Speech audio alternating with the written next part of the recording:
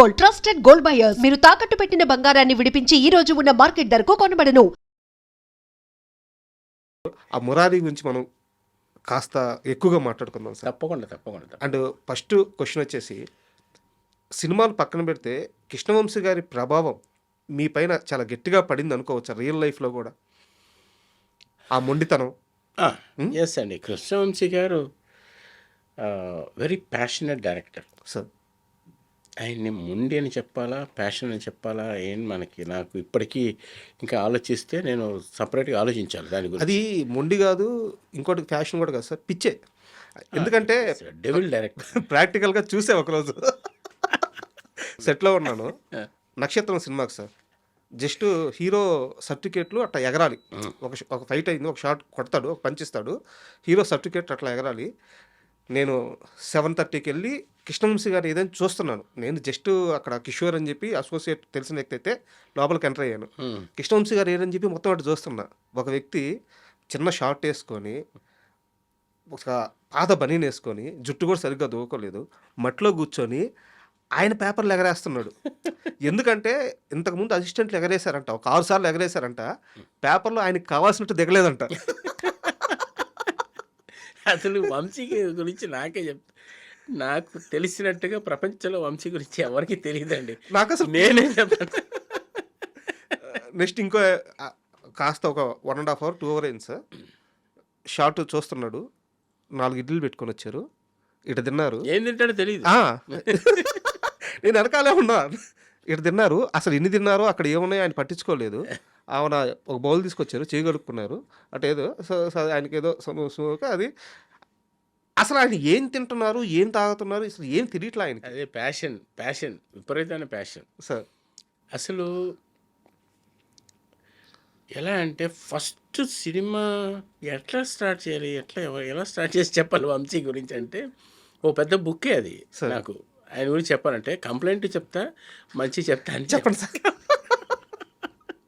కృష్ణవంశీ గారు అసలు ఫోన్ చేయాలి. భోజనం పెట్టించేవాడు కాదండి అసలు. భోజనం చేస్తే మన పురుగులాగా చూసేవాడు. ఏంట్రా భోజనం చేయడానికి వచ్చారా, సినిమారా, ప్యాషన్ రా అనేవాడు. నేను ఇదేంట్రా ఇట్లా అనుకున్నాను. నేనేమో చాలా సోఫిస్టికేటెడ్ లైటింగ్, సోఫిస్టికేటెడ్గా తీయాలనుకునేవాడు. దాన్నేమో అసలు దాని గురించి ఏమైపోయినా పర్లేదు అనుకునే పర్సన్ అతను. సరే మొత్తానికి సినిమా ఇచ్చేసాడు. దానికి ముందు బోల్డ్ అది చెప్పాలంటే అదొక పెద్ద ఎపిసోడ్ అవుతుంది మీకు.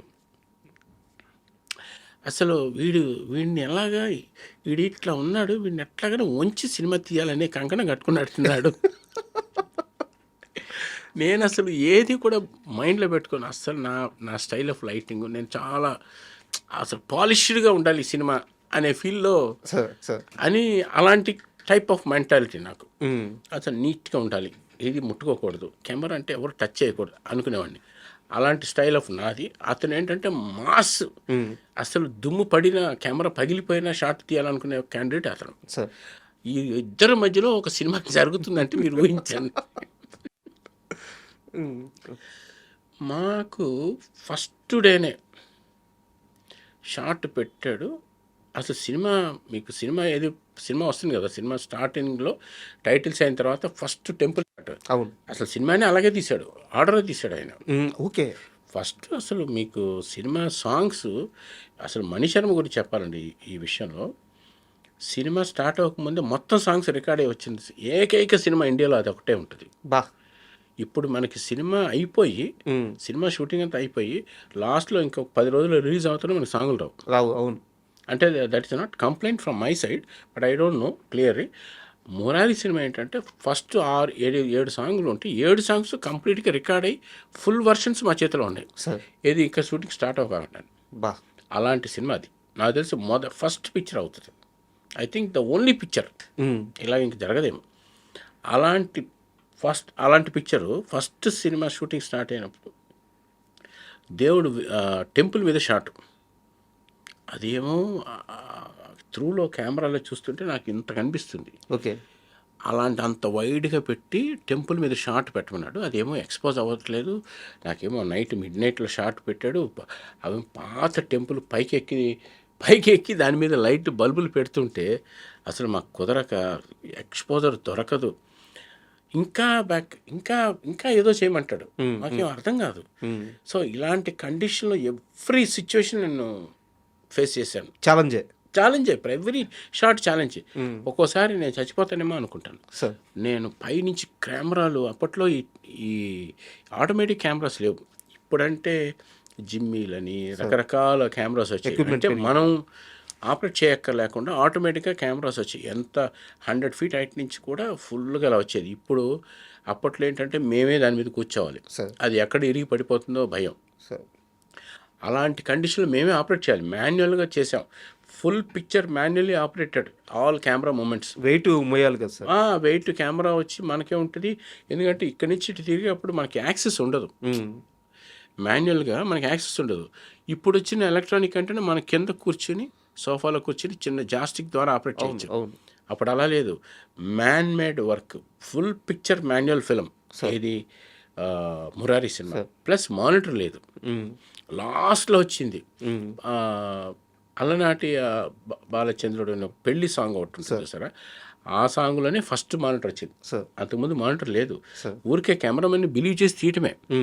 నేనేం తీసానో, ఏ కేబుల్ వస్తుందో ఏంటో తెలియదు, మనం ఓకే చెప్పిందే తీసే మీకు మాత్రం నా ఒక్కడికే తెలుస్తుంది. ఇందుట్లో ఏంటంటే కృష్ణవంశీ కొంచెం కెమెరా గురించి కొంచెం నాలెడ్జ్ ఉంది. తను ఫస్ట్ మానిటర్ చూసేవాడు. ఒకసారి కెమెరాలో ట్రాలీలు ఎక్కి చూసుకుని ఓకే ఇది బాగుంది ఇది బాగుంది అనుకున్న తర్వాత టేక్ నేను చేసేవాడిని. సో టేక్ లేదని వస్తే ప్రాబ్లం కదా. అవును అవును. సో మమ్మల్ని బిలీవ్ చేసే తీశారు. ఇప్పుడు ఏంటంటే మానిటర్ ఉంది, ఏది ఫీల్డ్లోకి వచ్చినా ఒక 20 మంది 30 మంది చెప్పేస్తారు. సో అది బాగాలేదు. సో అది అడ్జస్ట్మెంట్ చేసుకోవడం స్కోప్ ఉంది, బట్ అప్పట్లో లేదు. ఇందాక మీరు మాట్లాడుతూ నేను చనిపోయేవాడిని కూడా అనుకున్నాను అని చెప్పన్నారు. దేని వల్ల అంటే ఏ బాబాయ్, అది కొబ్బరి చెట్టు మీద షార్ట్ పెట్టాం. కొబ్బరి చెట్టు మీద నుంచి కెమెరా ఇలా పెడితే కొబ్బరికాయలు ఇలా పడుతుంటే మహేష్ బాబు గారు ఎట్లా బయటకు వెళ్ళాలి, షార్ట్ అరుగు మీద కూర్చొని ఉంటారు. అరుగు మీద కూర్చొని ఉంటారు. నన్ను ఒక పెద్ద క్రేన్ ఎక్కిచ్చేసి ఆ చెట్టు మొదలు ఉంటుంది కదా దాంట్లో కూర్చోబెట్టేశారు. కూర్చోబెట్టేసి నేను అప్పట్లో ఏంటంటే ఆ కెమెరా చాలా బరువుగా ఉంటుంది, ఒక ఆడ్ లెన్స్, కెమెరా సైజ్ చిన్నది, లెన్స్ ఏమో ఎంత ఉంటుంది. కెమెరా పట్టుకుని ఇలా చేత్తో పట్టుకుని నేనే ఒక చేత్తో గెల పట్టుకోవాలి, కెమెరా స్విచ్ ఆన్ చేయాలి, ఆయన లేచి వెళ్ళే టైంకి నేను వదలాలి. Real shot, real shot, real shot, real. మాకు అసలు తెలియదు. ఆ టైమింగ్కి నేను వదలకపోతే అతని మీద పడుతుంది. అదే కదా పాపం. ఆయనేమో తను పైన ఇలా చూడలేడు కదా షాట్. ఇక్కడ ఇది సింక్ చేస్తూ డైరెక్టర్ యాక్షన్ చెప్పాలి. చూడండి ఎంత సింక్లో లేకపోతే వెళ్ళి అతని మీద పడుతుంది. నేను టేక్ ఏమో చేయట్లేదు, ఏదో ప్రిపరేషను, లేకపోతే ఆర్ట్ డిపార్ట్మెంట్ ఆర్ట్ డైరెక్షన్ వచ్చి గ్రౌండ్ తడుపుతున్నారు, ముగ్గులేసేవాళ్ళు వేస్తున్నారు, నేనేమో మువ్వలో కూర్చున్నాను. ఈ చెట్టు ఉంటుంది చూసారా, చెట్టుకి కొబ్బరి చెట్టుకి ఆ ముళ్ళుగా ఉంటుంది, అది గుచ్చుకుపోయి ఇలా కారిపోతుంది రక్తం. ఇలాగే పట్టుకున్నాను, ఏంటో తడిసిపోతాను, చూస్తుంటే ఫుల్గా వెట్ అయిపోయింది ఇదంతా బ్లడ్. బట్ ఏంటంటే కింద రెడీ రెడీ రెడీ అంటున్నారు. సో నేను కెమెరా పట్టుకుని ఆన్ చేసి ఒకటే టేక్, దేవుడా ఈ షాట్ ఓకే అయిపోవాలరా బాబు అని ఆన్ చేస్తే ఒక్క టేక్లో ఓకే అయింది. దట్స్ హౌ ఈ సినిమాలు అలా చేసాం. మరి పని రాక్షసులు అందరూ, పని రాక్షసుడు అంతే. మీరు కానీ కృష్ణవంశీ గారు లిటరల్గా యాక్చువల్గా ఒక రకంగా నేను నా కెరియర్ మొత్తం మా గురుగారి దగ్గర నేర్చుకునేది ఒకటి, మురారి సినిమా నాకు ఒక బుక్ అంటే రియల్గా ఇట్స్ బుక్. నేను వంశీ గారి దగ్గర లిటరల్గా I learned again my cinematography. It's biggest word I want to tell. Sir ఇక్కడ నేను సినిమాటోగ్రఫీ నేర్చుకున్నానండి. యాక్చువల్గా is a director, I learned cinematography. ఇప్పటిదాకా నేను చేసేది తన దగ్గర నేర్చుకుందే. Super. I really want to tell this. ఇక్కడ నాకు వంశీ, థ్యాంక్స్ వంశీ నీకు. Super sir. ఇక్కడ నాకు చిన్న డౌట్ సార్, అంటే మీరు కానీ ఇప్పుడు మీరు కృష్ణవంశీ గారి గురించి చెప్పినప్పుడు కానీ, లేదంటే గోపాల్ రెడ్డి గారు ఆర్జీవి గురించి చెప్పినప్పుడు కానీ, అంటే మీలాంటి పెద్ద కెమెరామెన్లు అప్పటికే మీకు వర్క్ అంతా వచ్చు, అన్ని రూల్స్ తెలుసు, మీరు సినిమా తీసేస్తున్నారు కూడా, అయినా కానీ ఒక పర్టికులర్ డైరెక్టర్ దొరికినప్పుడు ఇతని నుంచి మేము నేర్చుకున్నాం అని చెప్పి మీరు ఓపెన్గా చెప్తున్నారు. అంటే ఒక డైరెక్టర్కి అంత విజన్ కానీ ఉంటే మనం నేర్చుకోవచ్చా? అయ్యో డెఫినెట్గా అండి. అలాగే యాక్చువల్గా ఏంటంటే ఇక్కడ తెలియని సింక్ ఉంటుందండి. ఒక డైరెక్టర్‌కి, ఒక కెమెరామెన్‌కి ఒక తెలియని సింక్. అందుకని అందరూ ఇప్పుడు చూడండి 'పూరి' గారు ఉన్నారనుకోండి, ఒక కంటిన్యూస్‌గా ఒక కెమెరామెన్‌తో చేస్తాడు. ఈవెన్ 'స్పిల్బర్గ్' అంట ఐ డోంట్ నో ఎగ్జాక్ట్‌గా. 'స్పిల్బర్గ్' అంట ఇంతవరకు కెమెరామెన్‌ని చేంజ్ చేయలేదంటండి. ఆహా. ఆయన బిగినింగ్ స్టేజ్ నుంచి ఇంతవరకు మేబీ ఒక్క సినిమా మారినట్టు ఐ షుడ్ ఇంకా క్లారిటీగా తెలీదు. నెట్‌లో చూస్తే తెలుస్తుంది. Steven Spielberg never changed his cameraman. మామూలు ఇది చాలా పెద్ద విషయం కదా. అవును. బట్ నేను ఇంటర్వ్యూలో చెప్పడం అంటే ఇంకా ఎంతో తెలిస్తే తప్ప చెప్పడానికి లేదు. మేబీ ఒక్క సినిమా అనుకుంటా. I'm not so clear. ఆయన కంటిన్యూస్గా ఒక కెమెరా పైన ఎందుకు చేస్తారంటే సింక్ ఉంటుంది వాళ్ళిద్దరికి. సార్ సో అలాంటి సింక్ వంశీతో నాకు బిగినింగ్లోనే కుదిరింది. ఎందుకంటే నేను చేస్తాననే నమ్మకం అతనికి, అతను ఒక మంచి షాట్ చెప్తాడనే ఇది రోజు ఒక ఫైట్ చేసినట్టు చేసేవాళ్ళం ఇద్దరం. And for more videos, Please subscribe to iDream. Please subscribe to iDream. Please subscribe iDream. And please subscribe to iDream. For more videos, subscribe to iDream. please like, share, and subscribe to the channel. Congratulations, iDream. Subscribe to iDream. Subscribe to iDream. So subscribe to iDream Media.